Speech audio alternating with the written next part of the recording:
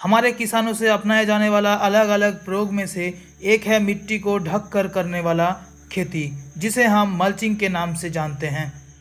इस वीडियो में हम बात करेंगे मल्चिंग के बारे में। ये मल्चिंग आखिर करते क्यों हैं, ये कितने प्रकार के होते हैं, कौन कौन सी फसल में हम मल्चिंग कर सकते हैं, इससे क्या फायदा होता है और क्या नुकसान होता है, वो भी जानेंगे। दोस्तों, मिट्टी के ऊपर बनाए गए परत को मल्चिंग कहते हैं। ये मिट्टी की नमी को बनाए रखते हैं और कम से कम पानी में खेती को मुमकिन बनाता है। मल्चिंग का इस्तेमाल का एक सबसे बड़ा कारण है खरपतवार से छुटकारा। सही मल्चिंग का चुनाव करके सभी प्रकार खरपतवार से आसानी से मुक्ति मिल सकता है। इसके अलावा मल्चिंग मिट्टी में सूक्ष्म जीवों की संख्या को बढ़ाते हैं और इससे प्रोडक्शन में भी बढ़ोतरी आती है। इसके अलावा मिट्टी के टेम्परेचर को कंट्रोल करने में, साथ साथ मिट्टी को भुरभुरा रखने में और पौधे की बढ़वार में वृद्धि लाने में मल्चिंग काफ़ी असरदार है।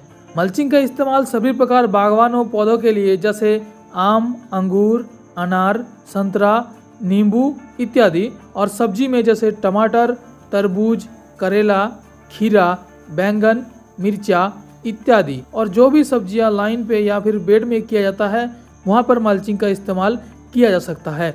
आमतौर पर ये मल्चिंग दो प्रकार के होते हैं, एक ऑर्गेनिक मल्चिंग और एक इनऑर्गेनिक मल्चिंग।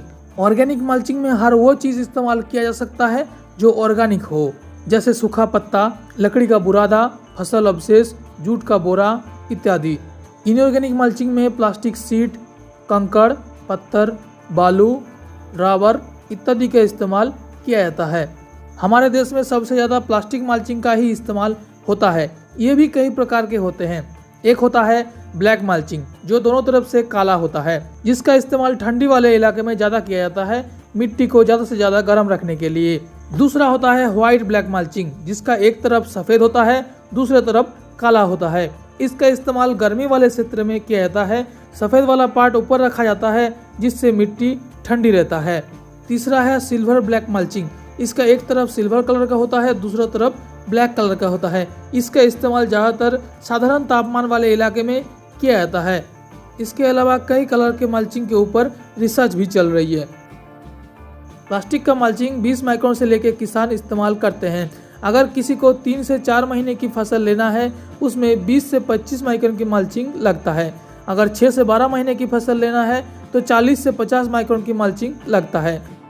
अगर बागवानी करना है या फिर 1 से 2 साल से ज़्यादा समय तक मल्टी क्रॉपिंग लेना है तो 50 से 100 माइक्रोन की मल्चिंग लेना चाहिए। अब बात करते हैं मल्चिंग का क्या क्या प्रॉब्लम है जो हमें देखने को मिलता है। ऑर्गेनिक मल्चिंग में ज़्यादातर दीमक का प्रॉब्लम होता है। इसके अलावा लकड़ी के बुरादे अगर इस्तेमाल करते हैं, उसमें नाइट्रोजन एब्जॉर्ब कर लेता है, जिससे फसलों में नाइट्रोजन का डेफिशिएंसी देखने को मिलता है। इसके अलावा अगर आधी डिकम्पोस्ट पराली का इस्तेमाल करते हैं तो उसमें फफूंद का समस्या दिखाई देता है। इसके अलावा ऑर्गेनिक मल्चिंग में किसान का बहुत ज़्यादा मेहनत और पैसा लगता है, जो ज़्यादातर किसान अफोर्ड नहीं कर पाते। प्लास्टिक मल्चिंग लंबे समय तक इस्तेमाल करने से चूहों की और सांपों की समस्या दिखाई देता है। इसके अलावा कई किसान लंबे समय तक इसका इस्तेमाल करने के बाद इसको खेत में ही छोड़ देते हैं, जिसके कारण वो टुकड़ों में बांट जाता है और मिट्टी में मिल के मिट्टी को खराब कर देता है। इसके अलावा कई किसान कहते हैं कि अलग अलग मिट्टी में बरसात के सीजन में मल्चिंग के इस्तेमाल से मिट्टी से होने वाला बीमारी जैसे सड़न, गलन की समस्या ज़्यादा से ज़्यादा दिखाई देता है। कुछ सुविधा के साथ साथ समस्या भी रहता है। इसके ऊपर ढेर सारा रिसर्च चल रहा है, जो हमें आने वाले समय में देखने को मिलेगा। इसके बारे में कोई सवाल है दोस्तों तो कमेंट में ज़रूर पूछ सकते हैं। मिलते हैं दोस्तों एक नए वीडियो में किसी नए टॉपिक के साथ।